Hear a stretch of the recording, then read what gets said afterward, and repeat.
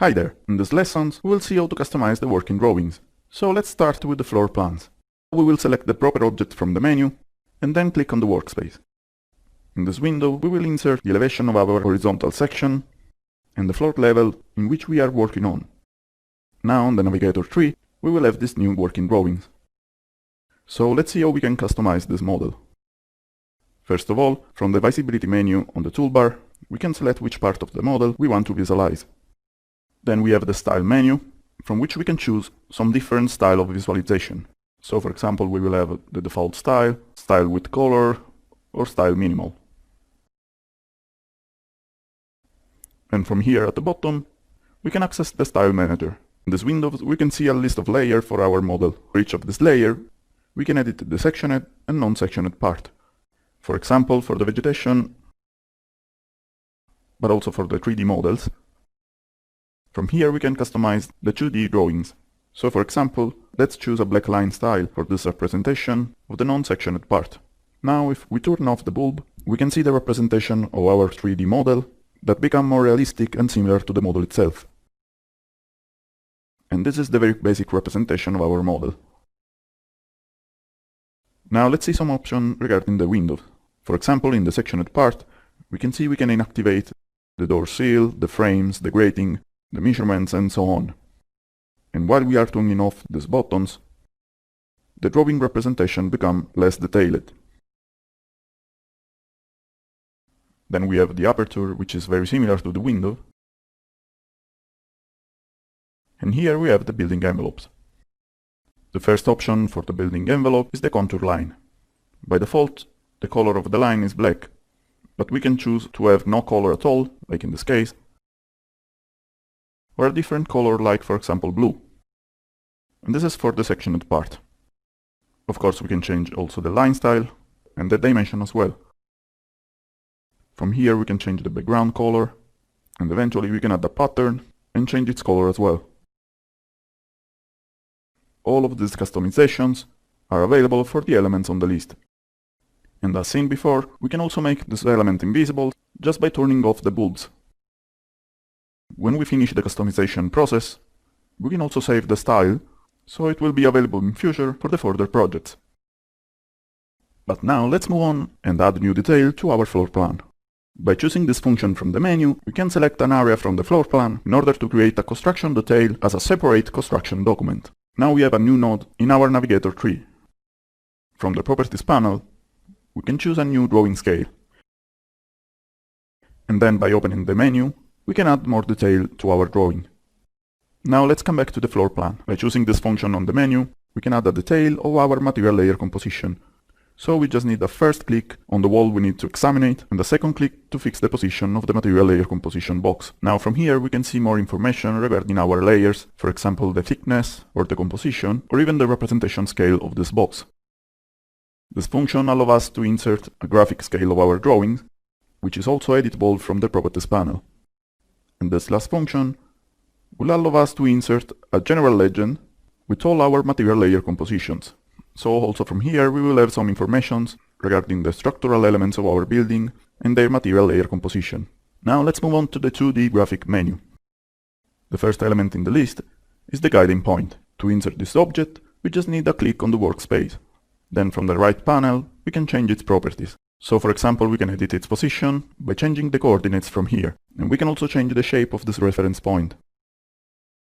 Another object that we can use as reference is the parallel guideline, which is useful when we need to have a reference line aligned to another object. So with the first click, we decide the alignment, then we can insert the correct distance to this object, and a second click to fix the reference line. Now the next 2D graphic object is the magnetic grid. I will skip the rectangular magnetic grid, just because we already learned from previous lessons how that's work. So let's go on and analyze the radial grid. Also here we click on the workspace in order to open the windows in which to insert the number of cells and their measurements. Then click again on the workspace to fix the position of the grid. The basic functions are very similar to the previous grid. So for example, by clicking on this arrow, I will have this menu in which I can choose some different functions. I can add a new portion and change the length of the segment. Also in this direction I can add a new row. By clicking this button, I can rebuild the grid. First I will insert the angle to be covered by the grid, and then I will insert the number of parts in which to divide the grid.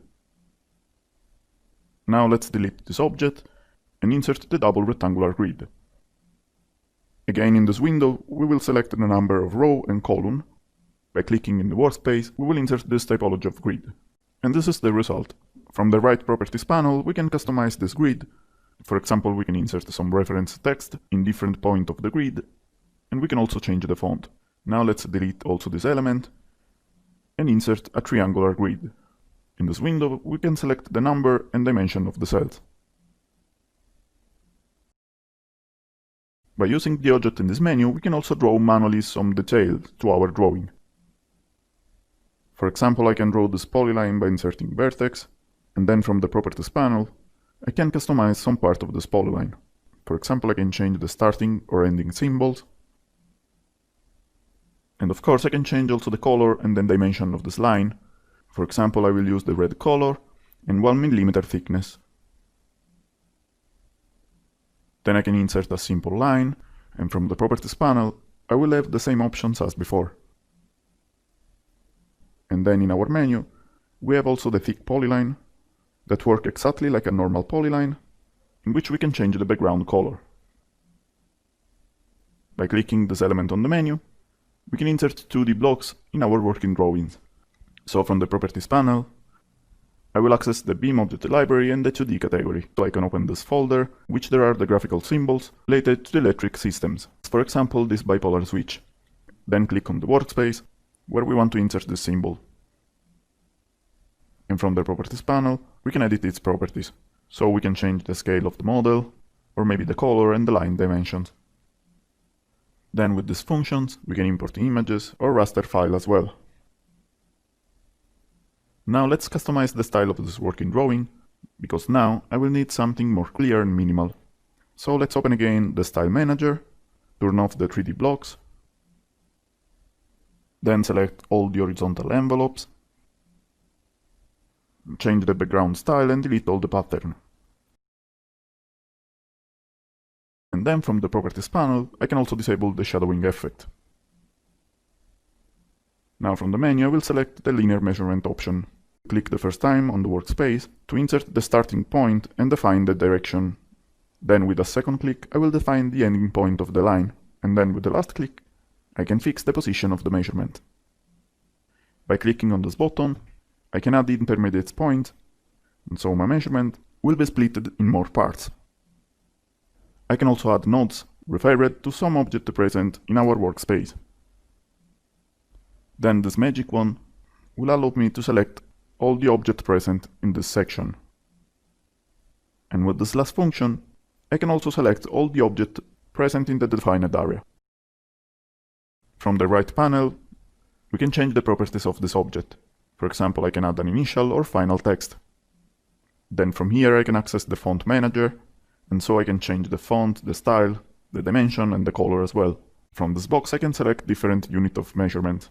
For example, I can choose millimeter instead of meters, and by flagging this box, I can also visualize the unit of measurement in my working drawings. I can change the value of the decimal points, and from here I can select the serial or progressive measurement typology. We can change the position of the text, but also the extremity style, for example changing this into an arrow, and of course we can change the dimension of the symbol. Coming back to the menu, we can also choose this typology of measurement.